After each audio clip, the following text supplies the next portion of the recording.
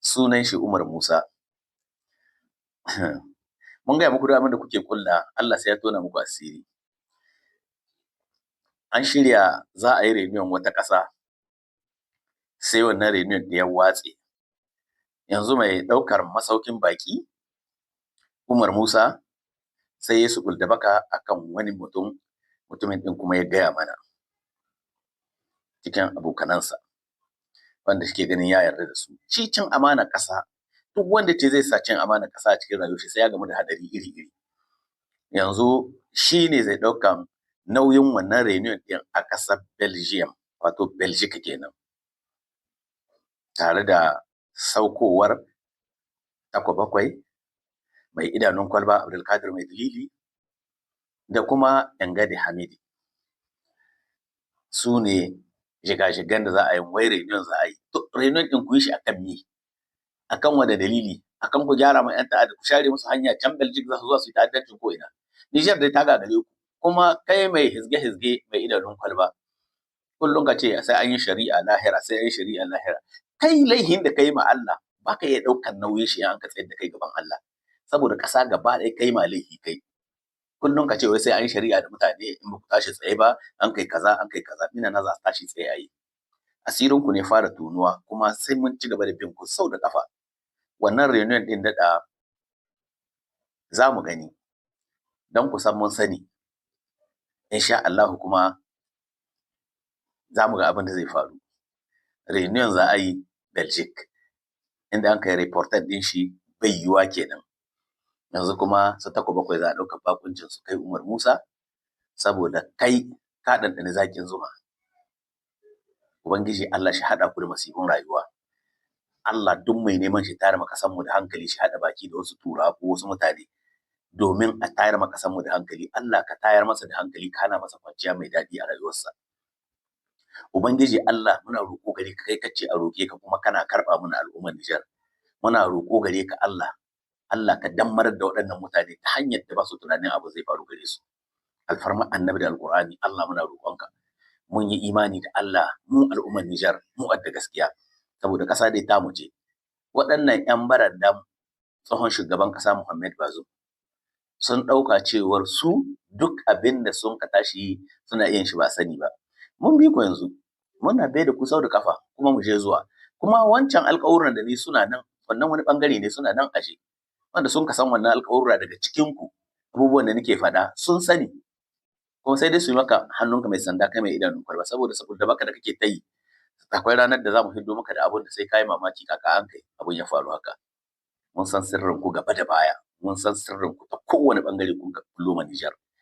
Insha Allahu, ko ci unhwanin rayuwar ku ta matsayin ku na matasa, kun ka yarda a ku sai kun tara ma Nijar da hankali, da wace siffa da wace kala.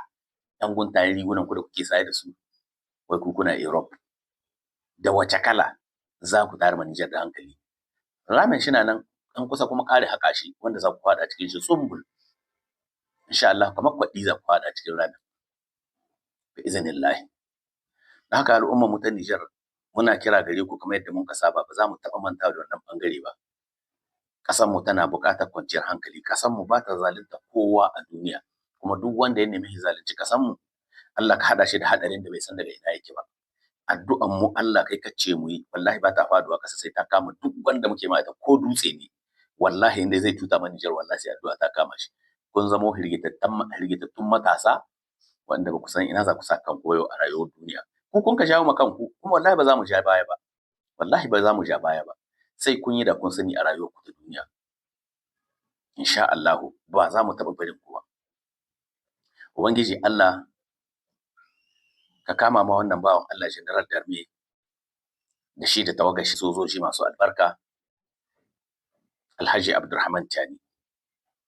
Service de renseignement ta mu ta Nijar, muna ƙara jinjina muku, mun kuma ƙara jinjina muku, muna kuma ƙara girmama ku, saboda kuna aiki kuma irin wanda muke son mu ga ana yi cikin ƙasa. Insha Allahu, duk wanda ya ce zai ja da Nijar, shi saurari sakamako. Babu kwanciyar hankali gare ku mai idanun kwalba. Duk inda za ku je ku yi reunion. Mu ba sai mun je mun yi reunion ba, ƙasa dai tana nan ga hannun masu ita. Ba abin da za ku yi. Babban jagoran 'yan ta'adda kuma shi na hannunmu, shi na nan aje. tunda kun ce sai kun tunzura shugabannin ƙasa sannan za a sake shi, to mu ci gaba. Kuna wasa da rayuwar shi ne, kuna wasa da rayuwar Muhammad Bazoum.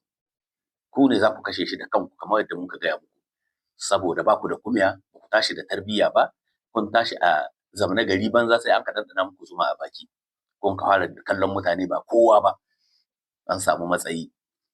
Sai dai ku ci kanunku, matsayi ya tafi abin shi har abada, kun yi fayar da ɗin komai, babu wata darajar da za ku samu ga Nijar, insha Allahu. Don haka al'ummar mu ta Nijar mu tashi tsaye, abin da muke ba ƙarfi a cikin wannan tafiya tamu ta wannan shugabanci na jagoran ƙasa Alhaji Abdurrahman Chani da tawagashi shine addu'a. Addu'a saiful mumin. Ba wai mutum shi to shi na hizge-hizge ba kamar mai ciwon zangai. Ko da yake ma akwai alamar ciwon zangai ne yake bai da mai dalili. Tunda ko na gani yanzu mai dalili in yana abu kamar shi kama da kokowa da shi da kujera. Ku su takwa bakwai da ku da su Hamidu Ingade, su Umar Musa sai ku zan aje mai wata kujera reserve a gehen shi. Saboda hizge-hizgen da shi kai in ba yi hankali ba rana zai ɗauki kujera shi buga ma a faran da shike ake ɗauka hoto da shi. Don saboda ya fara zamowa kamar mai zangai a kai. Kun san karen zangai, kare wanda yake yin haukace kowa gani zai ciza. To ya fara zamowa hakan nan da kujera wanda shike zama zai farawa.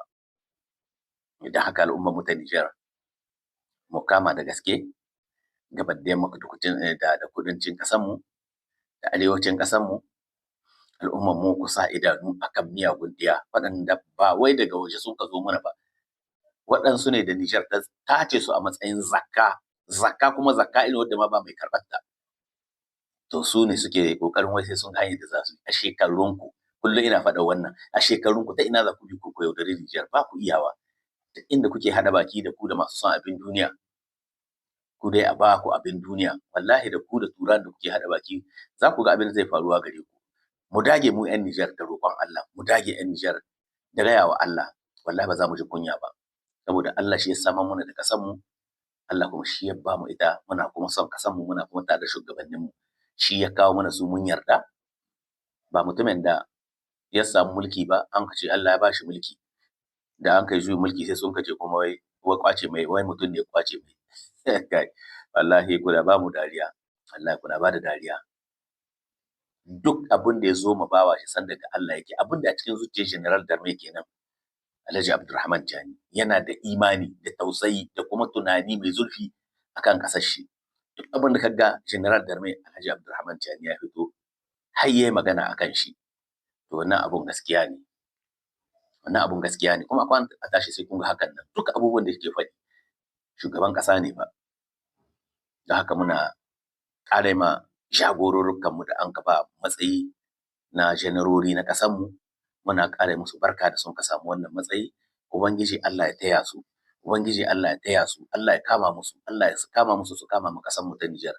Al'ummarmu da suke zaune akan iyakoki, ku tashi tsaye bisa ga sa idanu akan motsin dukkan wani abu da zai motsa a cikin yankunan da kuke zaune. Al'ummarmu da suke zaune cikin ƙasa, ku tashi tsaye bisa ga sa ido akan dukkan wani abu da zai motsi.